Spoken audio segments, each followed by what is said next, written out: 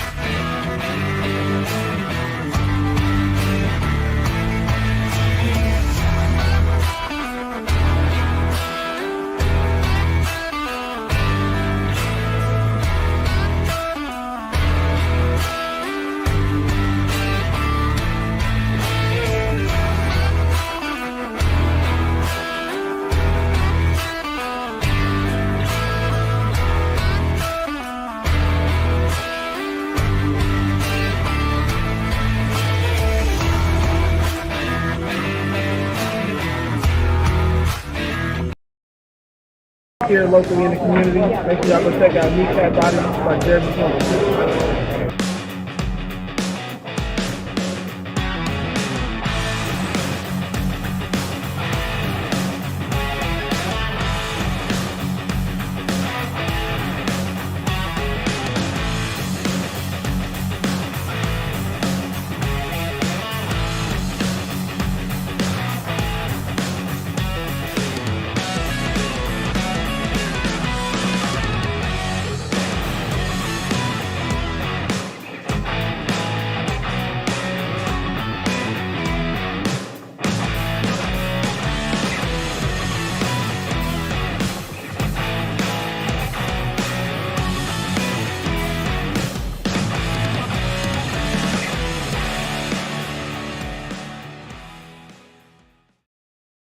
Good afternoon, lions, lionesses, bears, and all the other fans that are out there that watch us every day. We appreciate you. Like it when you're in the comments. So, there was a video released about a week ago of the Arizona Cardinals war room, and they didn't mute out the conversations on the phone. And come to find out, the Cardinals were actually trying to trade up with the Cowboys from 27, and they offered him 27 and pick 104, which is an early fourth round pick. And while they were on the phone with them, Brad Holmes called. And when he heard the offer they were given, he didn't have anything else. And if he offered another next year's third round pick, there's no third round pick next year. So he said, fine, I'll give you 29 and 72. It got the deal done, but I hope that makes you understand what they were thinking and why they gave 72 up just to move up 5 spots, because there was already another offer on the table with a high-end fourth rounder. So you couldn't offer a fifth rounder. They would just go with, well, hell, 2 picks better and we get a fourth rounder. You had to go to the third round, and we didn't have any compensatory picks, so 72 was it. And we got Smoking Dad saying, hey, kiddo. Ralph Williams coming in saying, hello, Jeremy. Thank you, sir. I do enjoy your programming. Ricky Sakat, JB, what's going on, brother? Hope you had a great Father's Day. I rested a lot. I talked to my kid. It was a good day.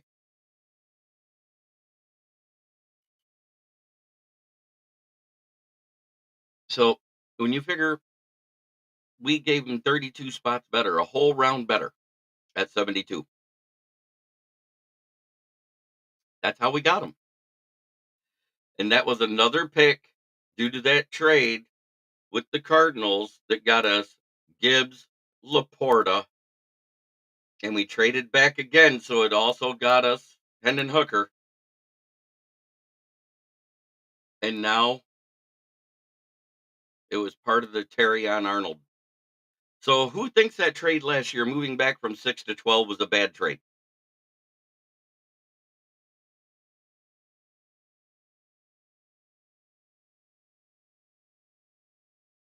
Put in the chat. I want to know your opinion. If that was a bad trade, they got Paris Johnson Jr., we got Gibbs, Laporta, Hendon Hooker, and now it was part of the Terrion Arnold trade. I think that's a pretty good return on investment for a right tackle. Because that's all they got out of that, was they got a right tackle. That, and the news came out Friday that speculating that he would sign by Saturday. It was yes, he's signing Sunday, and yes, he's signed. Jake Bates is officially a Lion with a 2-year deal.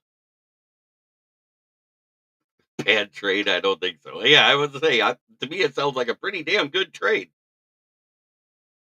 Gibbs, Laporta, Hendon Hooker, and now Terrion Arnold is a part of that deal. For them getting their right tackle for the next 4 years still, because he was a first rounder, so they got 5 years of control if they exercise the 5th-year option.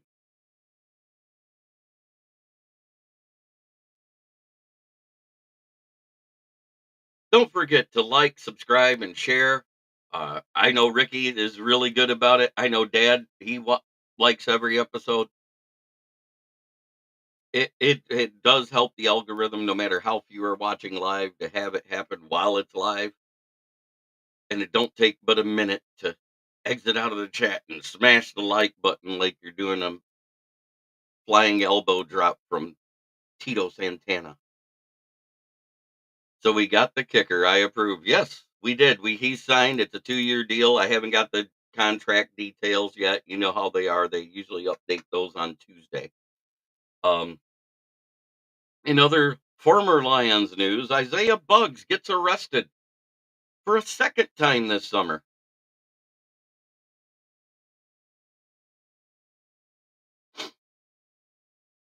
I appreciate it, Ricky. But Isaiah Buggs is arrested for a second time. Second-degree domestic abuse and burglary. So first it was the dog thing, and we all said, well, we don't know the whole deal. We don't know what's going on. And now this, and he's actually sitting in jail. He might be out by now, but he sat in jail over the weekend. Maybe there's a damn good reason he's not on the team. Hey, no problem, Ralph. That's what we do. When we're in the media business, we shout each other out.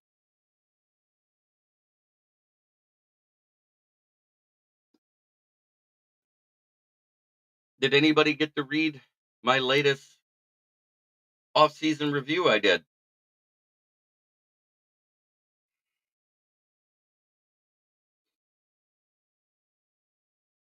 It was part 1.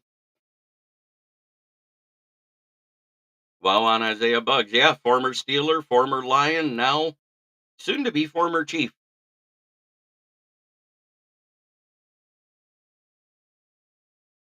You can't be that stupid that many times and get away with it, not in the same summer.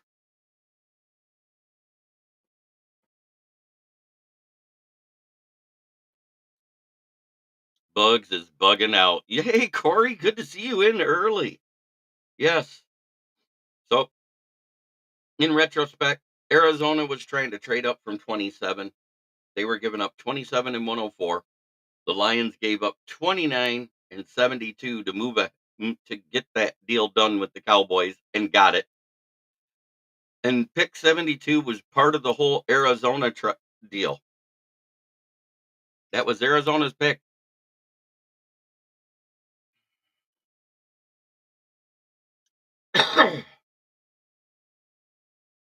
So now that we've seen what the 3rd-round pick is from Arizona, the totality of that trade back from pick number 12, Gibbs, Laporta, Hendon Hooker, and now Terrion Arnold. I think that was a pretty damn good trade.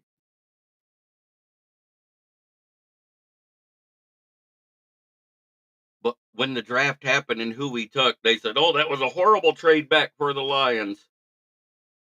Gibbs isn't even going to be as good as Deion Robinson. You guys remember all of that?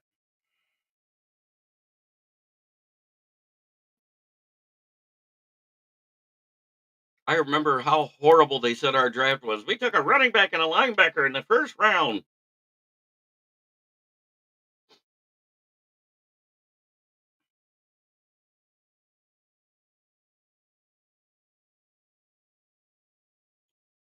What are the Lions doing? Their day one draft grade is a C minus, D plus. He has a damn good shot to win it. And if he doesn't win it this year, he will next year because it's a 2-year deal.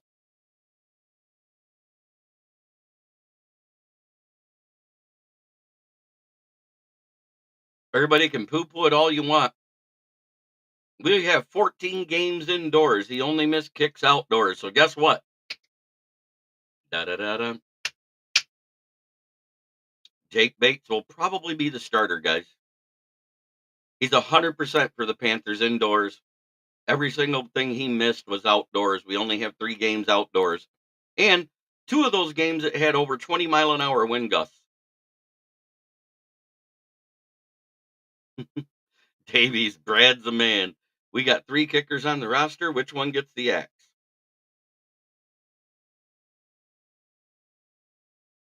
Um, it's either going to be Badgley or Turner or both. You never know because you got to remember Jake Jake Bates. He just boots it through the back of the end zone like Jack Fox.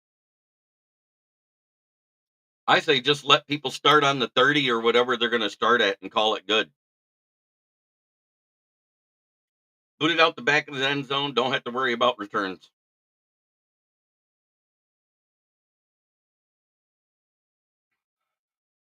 And yes, both those picks did contribute immediately. And the Minnesota pick, we traded up and it became Brian Branch, the one we got for Hawkinson.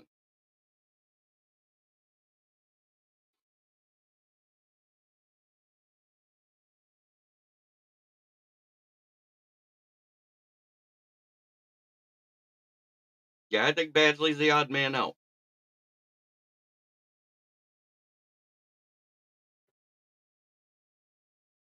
Much as I hate to say it, I mean, Badgley did all right last year. He just wasn't great. I mean, he missed outside, he missed in Ford Field. At least we can say with Jake Bates, he's never missed a field goal in Ford Field. He's 100% right now. Oh, the coffee's going down smooth.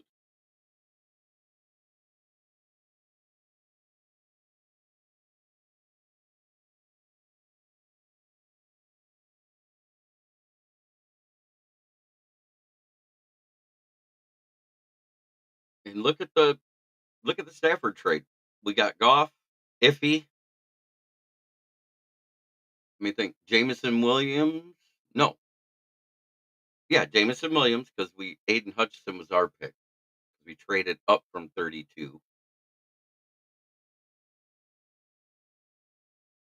I know there's like 5 guys we got from it.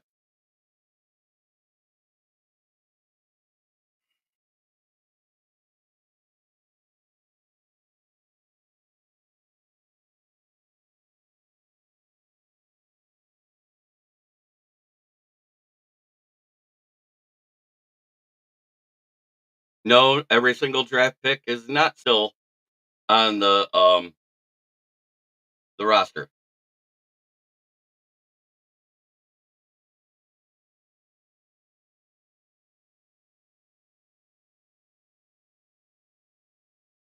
because Chase Lucas is on another team.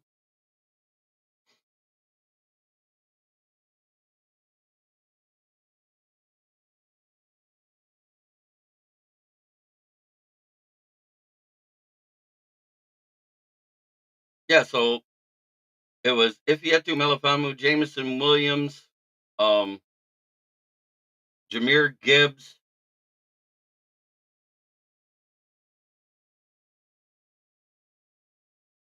Wait, no, we traded our pick, right?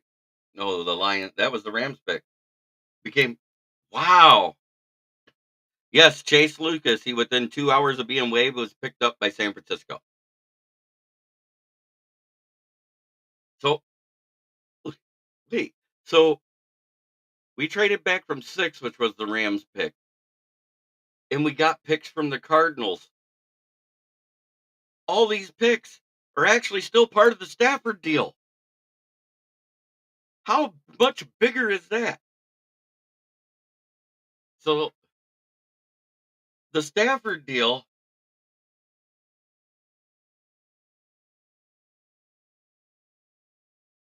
wow. I'm just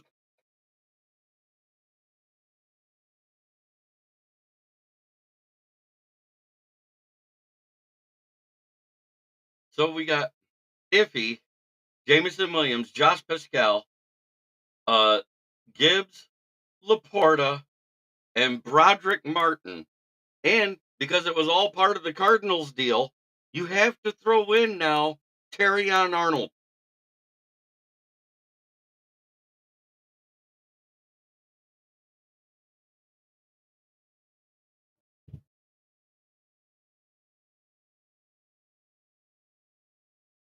Boom. That's a boom moment for Brad Holmes.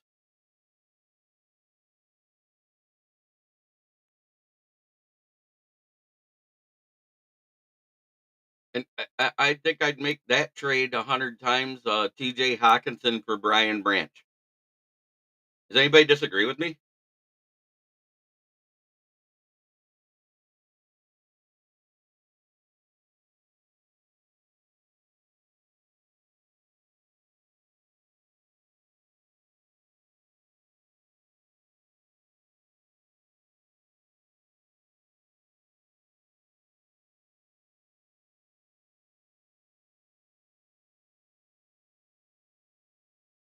Not at all. Not at all. We ended up with Laporta anyway. See you, TJ. So I'm going to see if there's any indication about his contract yet.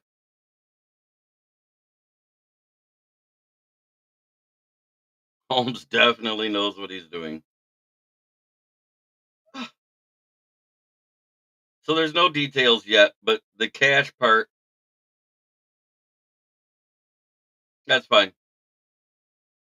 I'm good with it. I don't know about you guys, but whatever Brad Holmes and Disner comes up with, I'm good. His nickname for me is always TJ I can't Blockinson. You know, that's the thing that everybody forgets about. We didn't just draft him because he was supposed to be a great receiver. We drafted him because they promoted him all pre-draft as an extra tackle in the run game. Oh, you're absolutely right, Corey Patterson.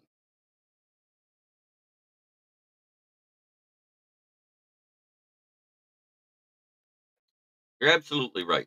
Laporta for us has been a better blocker day one than TJ Hopkinson was even in his last year.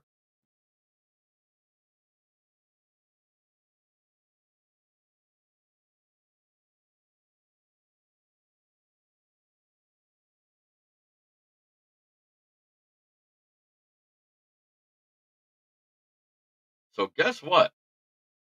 Even though everybody said I was wrong, the amount is exactly right on Terrion Arnold. His base salary is 795,000 this year. They moved a lot of money into bonus, so the cap hit's right. The cap hit's still that $2.9 million. But the first 2 years, what everybody doesn't realize, the reason why he's not taking as much game cash is he still has an NIL deal that's paying him $800,000 the next 2 seasons. So NIL is actually going to help TJ hock it up. Is actually going to help these rookie deals become more team favorable for the first couple of seasons going forward. when you're drafting in the first round and you're drafting a good player.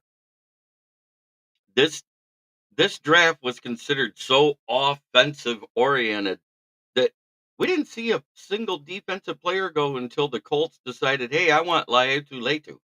Remember that?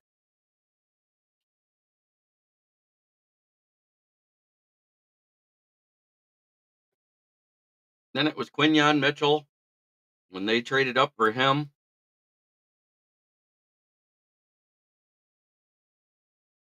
This was definitely a weird draft. I have never seen such talent fall so low. Seattle getting Byron Murphy where they did, who is considered that good because Jerzon Newton can't stay healthy. Or Johnny Newton, if you want to call him by his birth name.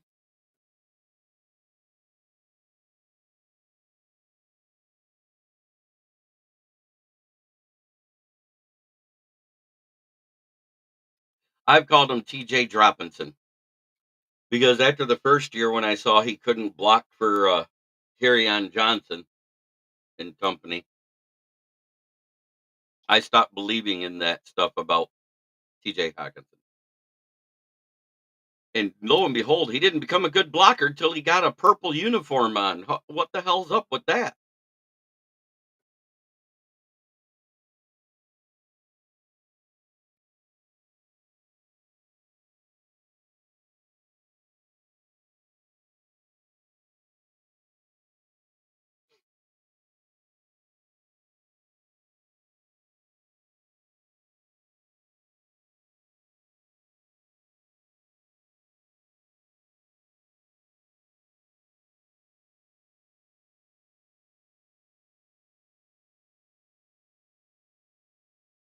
Well, that's a name I haven't heard in a minute.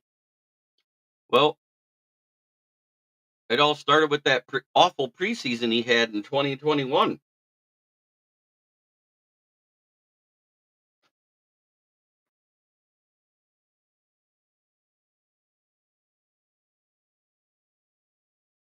Remember, because we still had Swift. So we had just drafted Swift. We still had on Johnson, and we drafted Jameer Jefferson. And they had to gut the roster that year.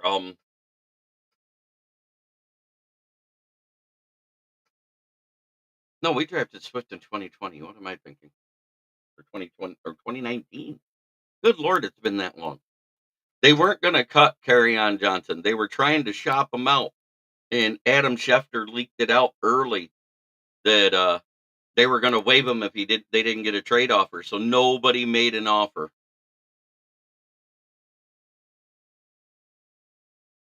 On Johnson's just an older version of Swift. There, I said it.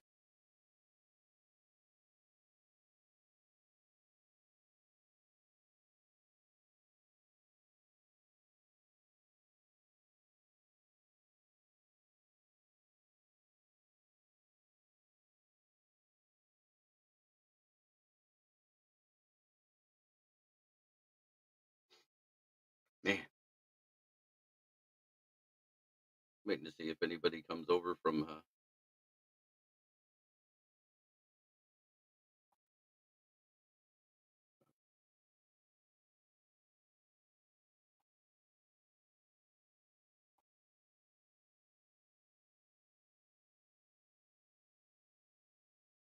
Right.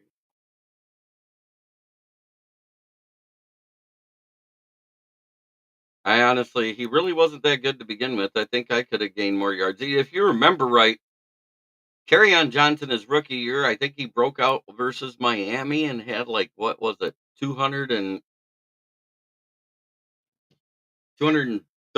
yards and 3 touchdowns in that game.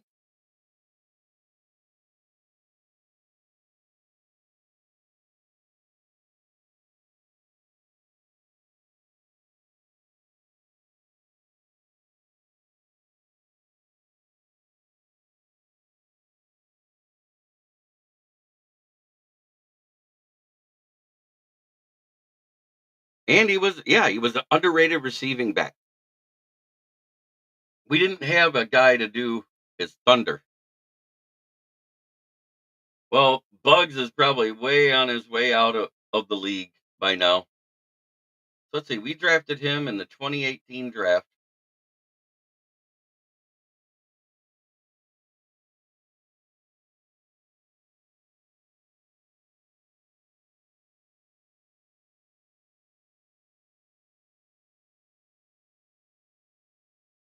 He played in 10 games. He averaged 5.4 yards per carry and 6.7 per reception that year.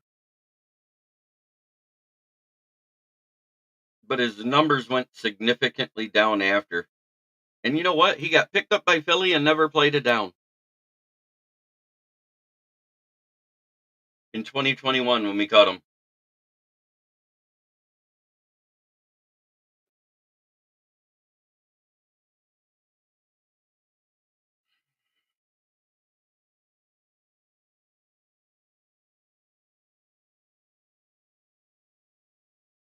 Never played it down in Philly. Because we cut him in the 2021 season because he missed half the year again. That's nothing new. And we also drafted DeAndre Swift that year in 2020. But I was right. In that game,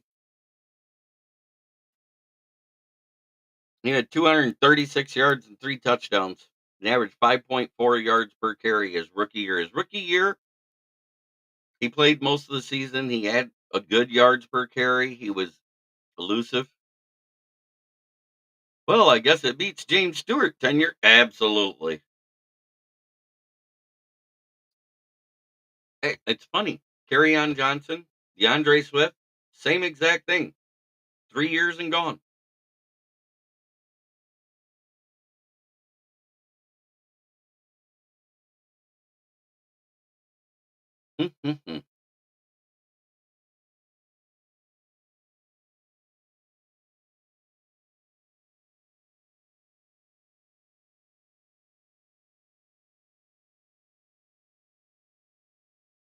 But we should have known that on Johnson was going to be gone that year once we drafted Swift in 2020.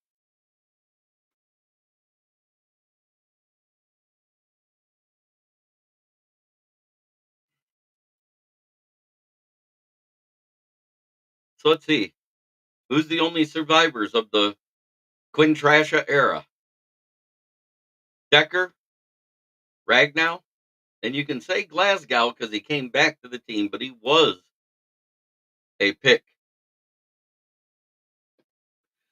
Yeah, Zach Zenner was great, but he literally broke his neck, and he actually has a family practice as a doctor. He came back from that broken neck when we were decimated another year. Does anybody remember that? Came back in 2017. He played the 14-15 rookie year, then 16, got hurt with the broken neck, got it fused, it healed. He was working as a surgeon when the Lions called him and asked if he wanted to play again. He was like, hell yeah. And he came back and played again.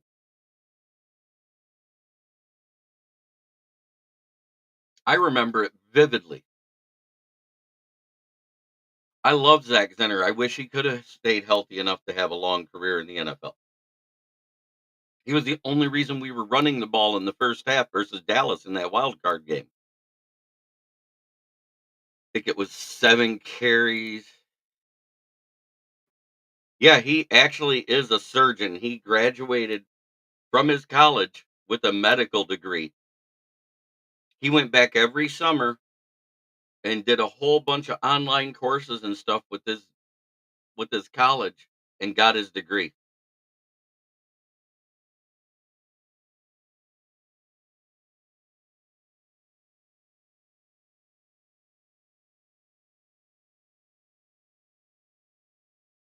From South Dakota State.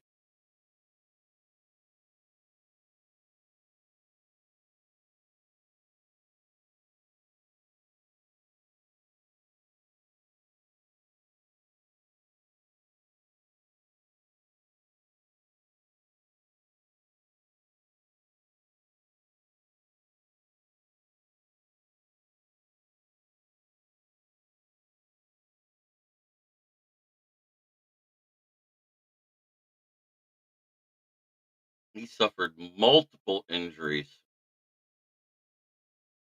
that year. Do you guys remember after the overtime victory versus the Bears, he suffered a, a multiple fractured ribs and a collapsed lung. Then the 2016 camp, Zenner competed for third backup position with rookie Dwayne Washington and was named the fourth running back for his second year in a row.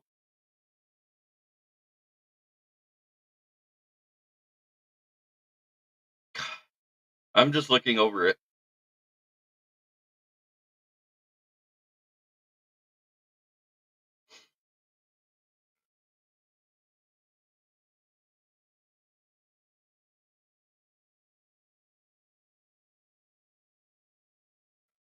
So he got claimed but never played a down for the. He played one down or one game for the Saints.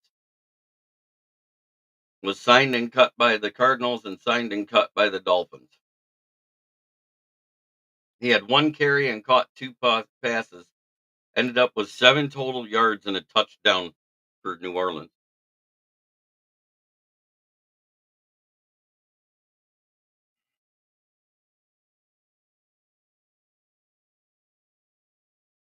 So his last down in the NFL was played in 2019.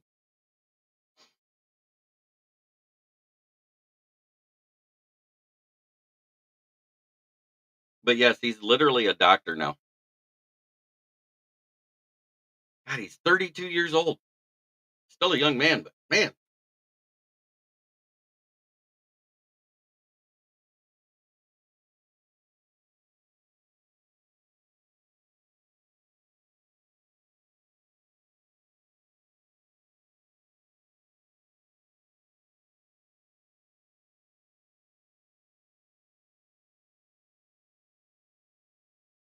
Well, I hope everybody had an amazing Father's Day.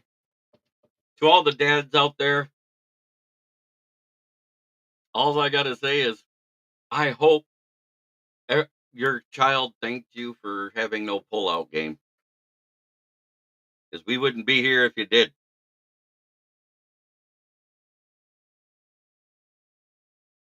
Yeah, I am that guy again. I said that joke all weekend on the 2 shows that I was a guest on.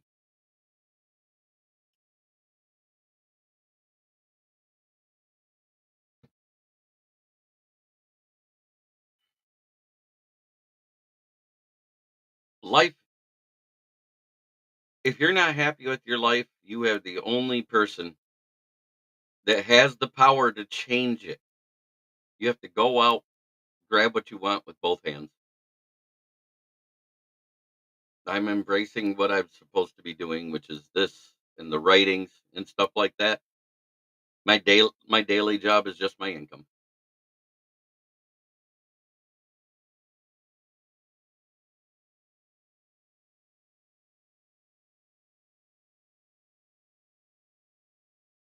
Well, last year we didn't know why Bugs just all of a sudden wasn't being used because he was the better of the two between him and Burrito Jones, wrapped up like a hot tortilla.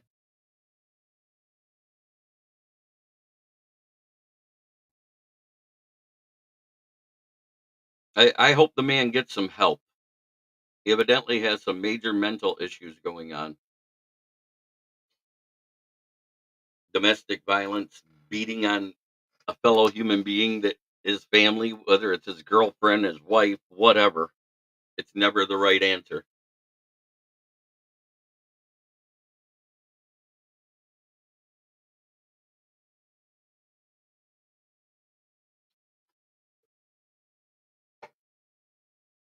One of these days, I'll show you the Mother's Day gift I got my mother. You'll laugh almost as hard as you did at that joke. She'll hate me for it, but I think it's funny.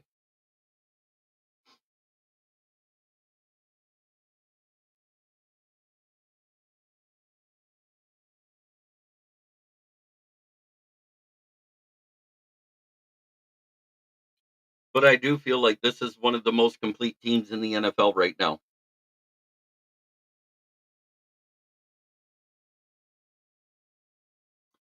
Yes, Because you know what? As a surgeon, you're guaranteed 6 figures a year.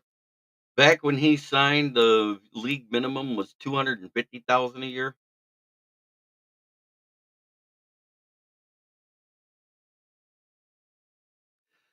I don't know. I'm trying. It's because I don't have the 4-year degree they require to be a part of their team. Um, so I'm trying to do it the old-fashioned way, earning it with my hard work, being on here, making my writings and everything else. Um, so JB, how the hell are you not working for the Lions? I get more info here than any ESPN or NFL network, and one of the best shows out of Detroit. Just saying. I appreciate that, Corey. Um, I work hard to do things the right way. Hell, why don't I just do it?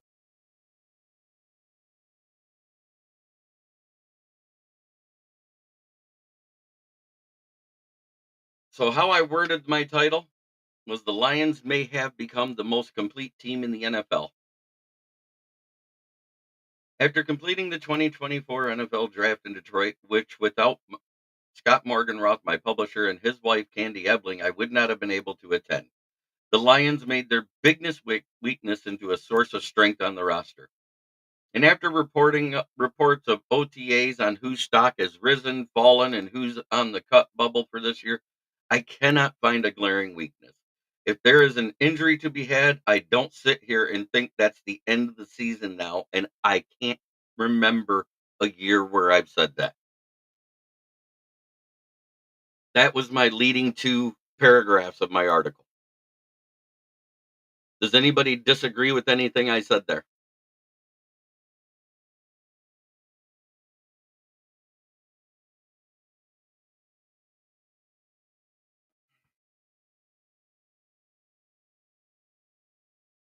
I made 6 figures my last 8 years working as a die maker. I know, Dad.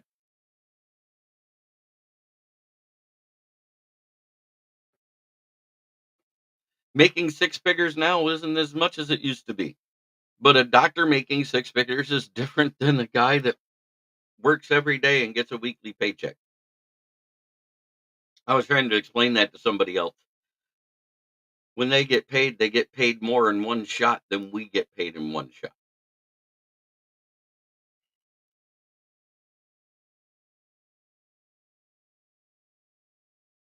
Think about this. When's the last time you heard about a Lions player being cut?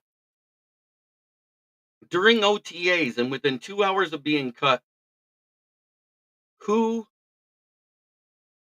who remembers anybody ever being signed off of the Lions roster before? Does that anyone? Anyone ever remember that? I'm not talking about quarterbacks because that happens all the time. I'm talking about role player guys, guys that would have been a special teamer or a backup at an insignificant position. Guys that normally they got cut by the Lions and boom, that's it. That's the last you ever hear of them. You remember those days? That doesn't happen anymore. Chase Lucas hits the waivers right when free agency period started. 2 hours later, he's a 49er. Steel Chambers, the best porn name in football, last Tuesday was put on waivers. Within 2 hours, New England picks him up. I don't want to hear we have a bad roster. I don't want to hear same old Lions. I don't want to hear that negative bull crap anymore because there's no reason to think it. Jelani Tavai was cut mid-season. And we all knew the Patriots wanted him to begin with, and they duped Matt Patricia and Bob Quinn into taking him in the second round, Detroit fan, man.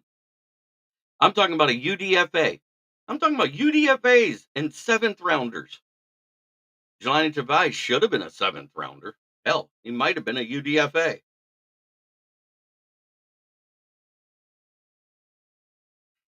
I'm talking about guys that normally wouldn't sniff an NFL roster after they got cut from Detroit. Yeah, that the main reason I named this Detroit broadcast channel was because of Dan Campbell's first speech and what he said about the draft. He specifically went into said glowing things about Gerard Davis at that time. Remember that? He goes, "Yeah, Jared Davis, I just think they played him out of position. He should have been an outside linebacker the entire time, not a middle linebacker, blah, blah, blah, blah, blah, blah, blah." Talked about how great an athlete he was and everything else. And then he goes, "And Jelani Tavai." And you saw his shoulders shrug, and the sigh that came out reminded me of the sigh that every fan in attendance at that Baltimore game when Justin Tucker hit the 66-yarder off the crossbar. It was that type of exhale. And he literally looks up at the crowd and he goes, "I may or may not have broken my tablet or laptop screen when we made that pick." Right there. That was my guy. Had nothing to do with the kneecap biting speech. The kneecap biting is just what would catch attention. It had to do with those two statements back to back because it's something I said during Gerard Davis's entire tenure in Detroit. Because he only played middle linebacker for Florida his senior year. He played outside linebacker the previous 3 seasons. We should have been using him as the misguided missile he was, just a blitzer from the outside. Get there and hit him. But no, we had to move him to the inside. I didn't get it.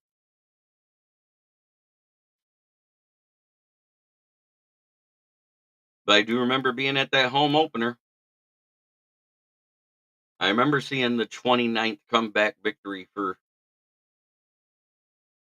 Matthew Stafford and the Lions together versus Arizona at that home opener, week 1. I was sitting right above the tunnel, about 8 rows back. I remember watching Jelani Tavai chase down David Johnson, hit him so hard at the sideline he broke his wrist, never to return from the game, and that was the catalyst that sparked that comeback mid-third quarter. If anyone else was there, you know exactly what play I was talking about. He hit him about the 12-yard line. He didn't land till the 7.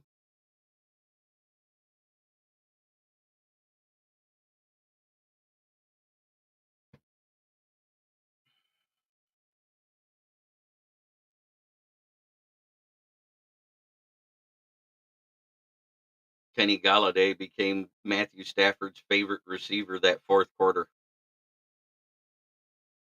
That first quarter when he had his first drop, there was a guy behind me, and he was already 3 sheets to the wind, and he's screaming, "Galladay, you're a bum!"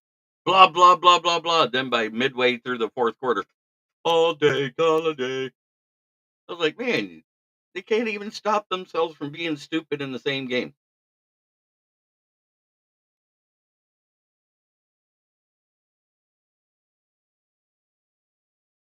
I don't like yelling at our own players, calling them bums or awful or terrible when I'm at a game. I mean, there's no reason for it.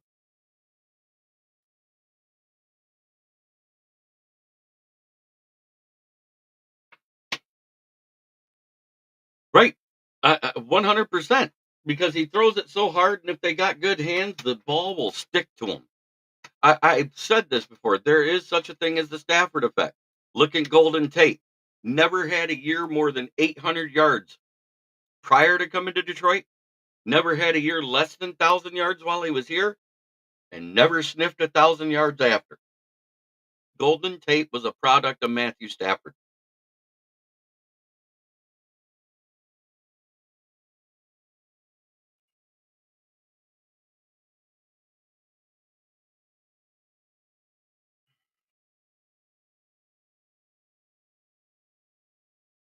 Just think if Nate Burleson would have made it through that offseason the year we signed Golden Tate, if he wouldn't have broke his arm carrying pizzas, is what he said.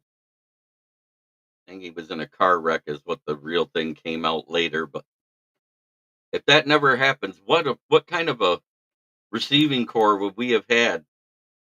Would we?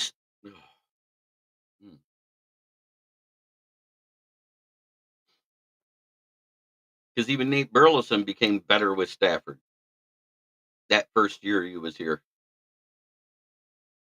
He was good. He became great.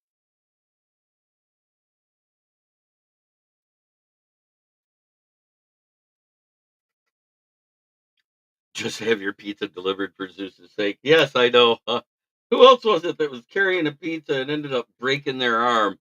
And then you found out he actually, and it was a pitcher. He actually hurt it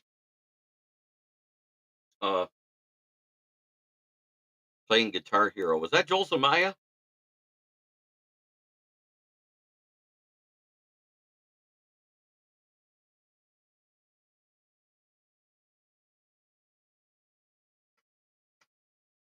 That was back when it first went online and they were doing rankings online for scores and stuff like that. And he was trying to break a record. I think it was on that Steel Dragon song.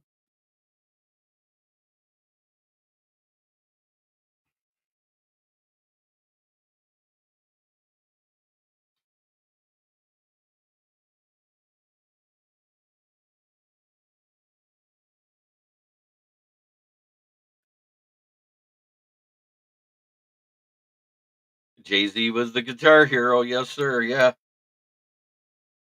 And here it goes. 2023's biggest weakness. Bar none, it was the defense, and in particular the secondary. The loudmouth vet leader that was only healthy a total of 6 games, including the preseason, did not back up the checks as mouth cash. Chauncey Gardner Johnson. So he was let to return to free agency and signed by the Eagles. And I put that in. Yeah, there was a guy that tripped over a dog and broke their arm. Yep.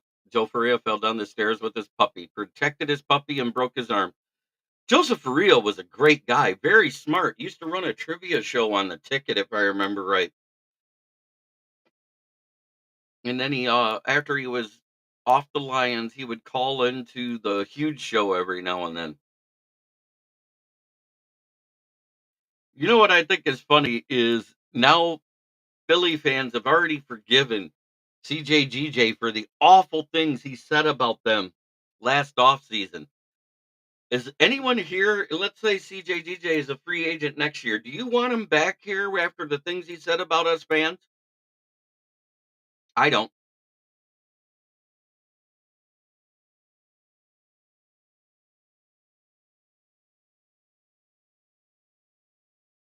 We did have one good thing in the secondary last year. We had a leader in in an NFL statistic. Do you know what it was?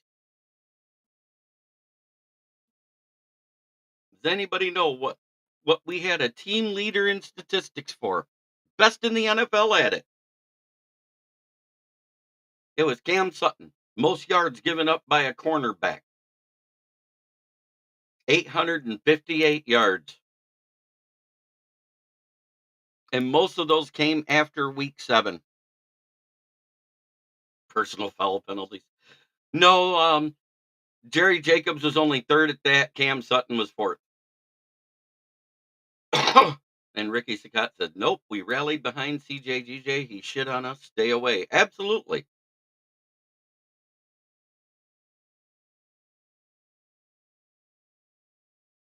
858 yards given up in coverage. And that didn't start happening till week 7.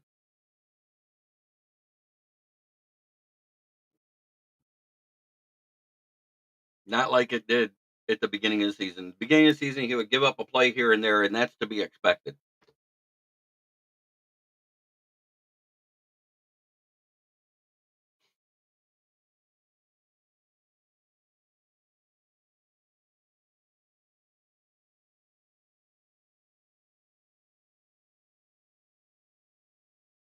I said it looked like our entire defense bunked at the Amon-Ra St. Brown house and worked out with Mr. Universe John Brown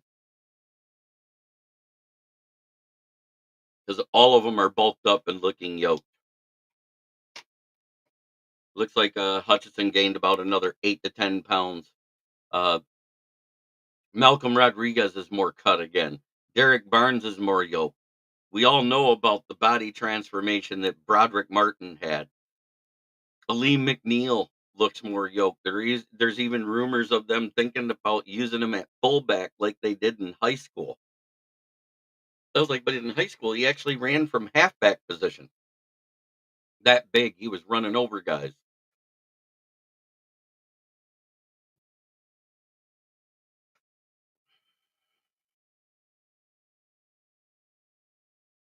So I'm tired of hearing this poo-poo stuff about every team in the North got better and nobody's saying the Lions got better because we have.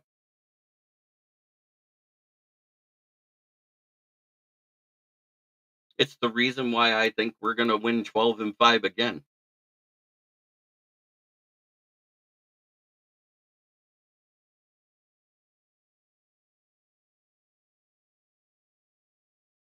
I seriously think we're going 12-5 again.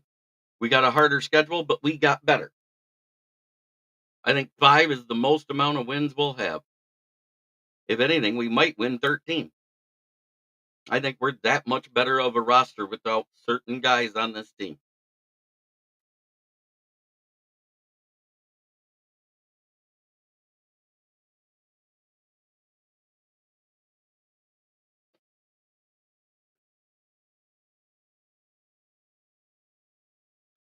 It has been my pleasure to sit here the last 50 plus minutes and shoot the shit with you guys. It's been great.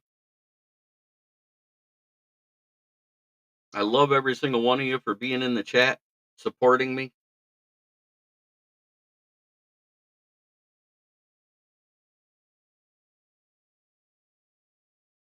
Yeah, I know. I saw it.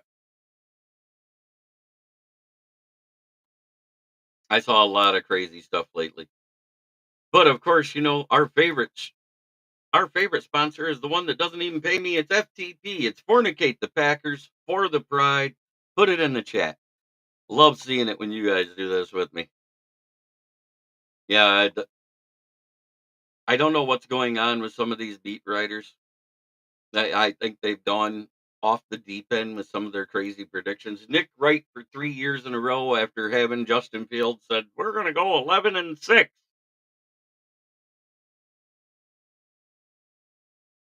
Even our first year that we had as Lions fans, I knew at best we were a 7-win team. F the North accept us. Yes, sir.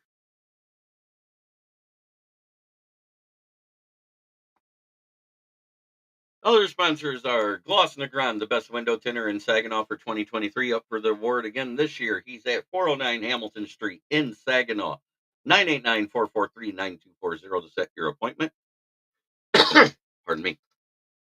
He does window tinting, and auto detailing. Call him up, set your appointment. He will make your whip look fantastic, such as this Maserati SUV, this 300 C-Class, or this Audi SUV. And last but not least, my favorite sponsor, that is my place of employment. That is Brandon Service, right at the corner of 602 West Atherton Road. South Grand Traverse and West Atherton is the corner.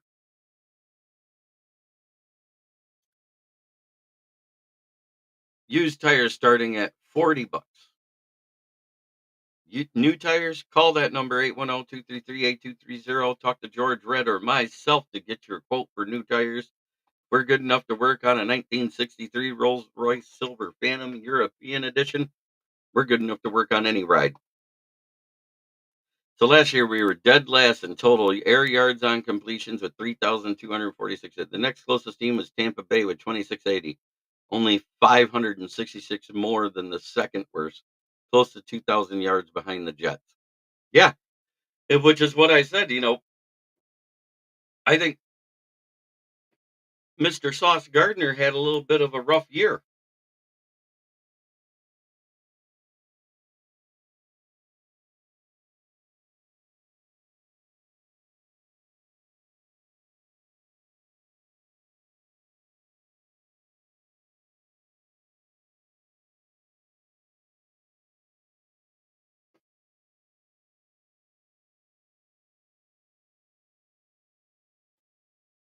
Man, I got through it all. 55 minutes. We got time to spare. Ask a question, anybody. What do you want to know? And if we'd spend any more money this year, I say no, I wouldn't spend another dime, but I don't know what Brad Holmes is going to do. I'm saying me personally, I like rolling money over into a low cap year. That way we got more money to sign more people later. Because if something ends up falling short at any point in this season, you can address it if you got that extra money next season. I think this is one of the most complete rosters I've seen, and I think we're good the way we're sitting.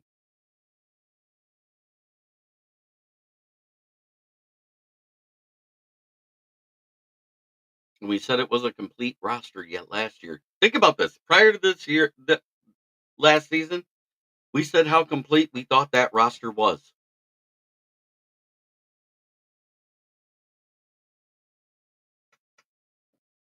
If Brad Holmes decides to make a deal, it's fine. But I don't think it's going to be Xavier and Howard like some of these beat writers have said, because he's dealing with with a civil litigation and a sexual misconduct charge. So I don't think Xavier and Howard's going to be the guy. If I was going to get one of those guys in free agency, it wouldn't be one of those old aging vets getting to the 30 or north of 30. It would probably be a Dory Jackson, who had a down year last year on a bad team.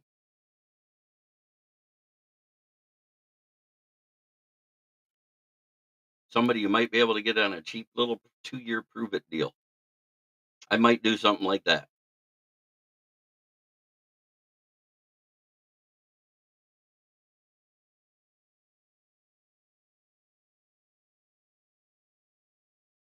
Aaron Rodgers did play 4 snaps. Mosley played 2. So Aaron Rodgers made however many millions last year for four snaps, because that was a fully guaranteed year. Think about that. Mosley, on the other hand, he played 2 snaps, but he was only being paid 1/5 the price. I think we got the better value.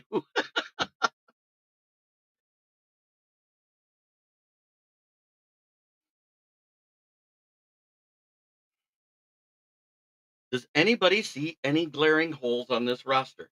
Be honest. Do you see a glaring hole anywhere?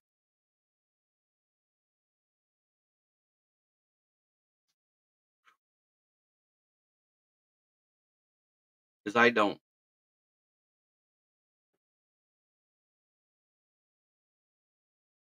If we had stuck with some certain people, I'd have said the secondary, but we didn't.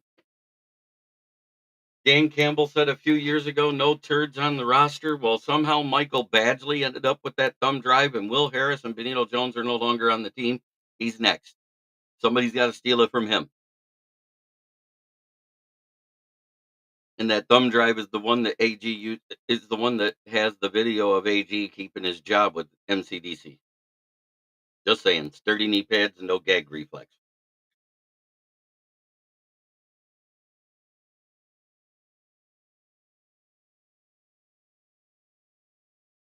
Well, I can say right now, try every day to be a better person than you were the day before. That's the only way to make the world a better place.